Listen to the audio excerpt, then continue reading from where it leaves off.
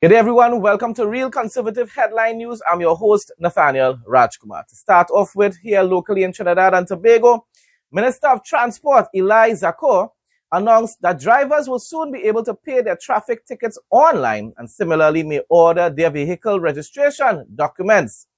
He said later this month, the ministry is going to launch its new online traffic payment system where persons could pay their fixed penalty tickets online via scanning the QR code on a fixed penalty ticket, which would take you to the portal or going to the website. And this of course, is all about convenience, people. So I believe most of the population will be thankful for this advancement, this improvement.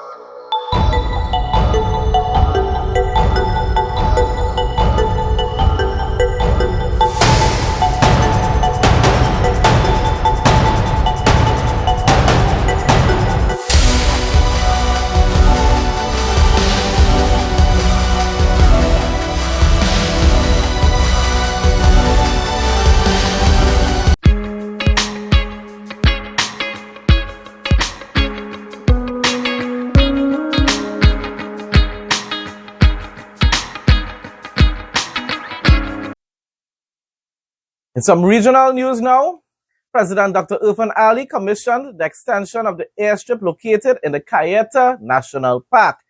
The 1,000-foot extension was carried out by the 4 Engineers Battalion of the Guyana Defense Force with support from the Ministry of Public Works. The extension is dedicated to the late Brigadier Gary Beaton and Miss Dion Amsterdam, who initially worked on that project. The critical extension will allow for larger carriers, significantly increasing tourist traffic to the iconic Cayeta Falls. So once again, more development progress in Guyana under the Irfaan Ali administration. Speaking of development, largest Guyana development to date, a startup achieved 4 months ahead of schedule. Guyana has reached another major milestone in its oil and gas journey with the start of production at Yellowtail, the 4th offshore development with the prolific Stabroek Block. This announcement was made on Friday morning by the government of Guyana and ExxonMobil. The project is being produced through the One Guyana floating production, storage, and offloading vessel, the largest of its kind to operate offshore the country to date. With advanced diagnostic services, specialty consultation, preventative care, other crucial services, the sod was turned for a new state-of-the-art $708.6 million, well, that's Guyanese, polyclinic at Industry on Friday. This modern facility which will eventually replace the existing health center, represents a significant advancement in specialized medical services for residents of the Industry, Cummings Lodge, and surrounding villages. Once completed, the polyclinic will offer residents access to advanced diagnostic services, specialty consultations, and preventative care, which will greatly alleviate pressure on public health facilities. I'm telling you, I believe the entire Caribbean should be extremely proud of Guyana at this point in time. They are advancing, they are developing significantly, and it's all thanks to the Irfaan Ali administration. The Ministry of Education under the government of Guyana continues to transform the country's education landscape through long-term planning, enhanced access, and improved quality of teaching and learning. By rolling out strategic initiatives such as the newly launched national literacy programs, the ministry aims to ensure that every learner is equipped with the skills needed to excel academically, personally, and professionally. This is in all different aspects of life in Guyana. People's lives, the citizens' lives are improving. Once again, elections is very soon. Make sure and vote for the Irfaan Ali PPP party.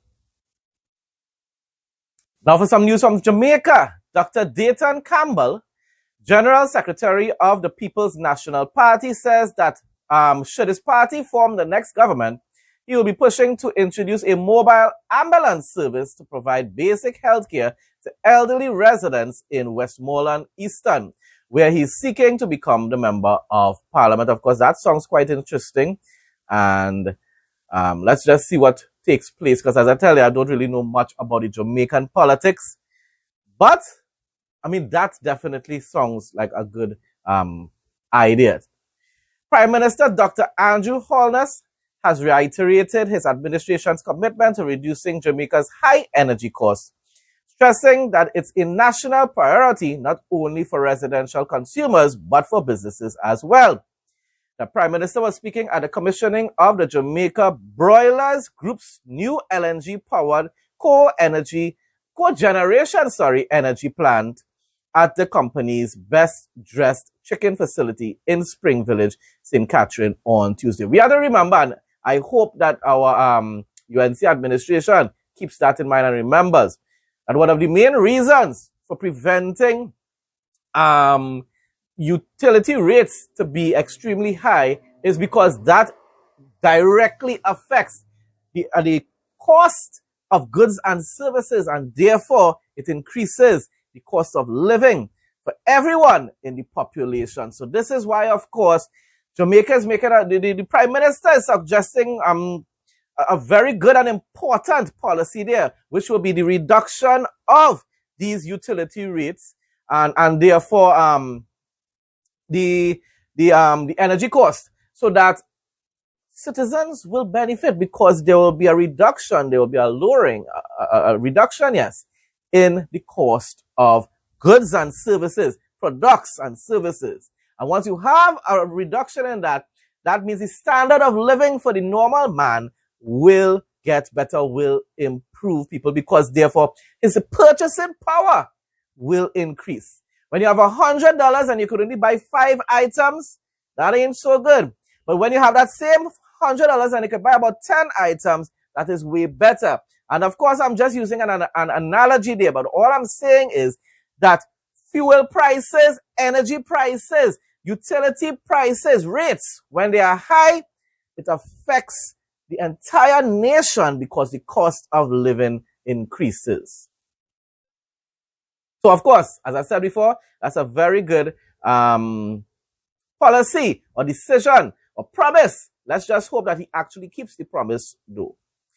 The Ministry of Health and Wellness, Jamaica I'm talking about, has marked a major milestone in national health energy preparedness with the completion of the 6th in a series of capacity building initiatives dubbed the National Residential Health Emergency Operations Center Training. So I'm seeing quite a bit of information in Jamaica where the Holness regime, what is his name? Andrew Holness? Yes, Andrew Holness regime has been developing his country as well. So time alone will tell him. We will see who actually ends up winning the elections, which is supposed to be quite soon. Usain Bolt is once again carrying the island's flag, the Jamaican flag. Of course, he's one of the best, one of the greatest track and field athletes in the world history, in the history of the world. This time beyond the finish line and in a new global campaign by the Jamaica Tourist Board that sees the recently appointed Global Tourism Ambassador in a starring role. In celebration of Jamaica's Independence Day, the campaign debuted on Wednesday with a 30-second video spot that is now airing across digital platforms. Jamaica is already quite known and loved for as a tourist attraction. But of course, when you have people like Usain Bolt on board, that is definitely a plus. A plus. Folks, that brings us to the end of today's news headlines. Thanks again to everyone who continues to support my content.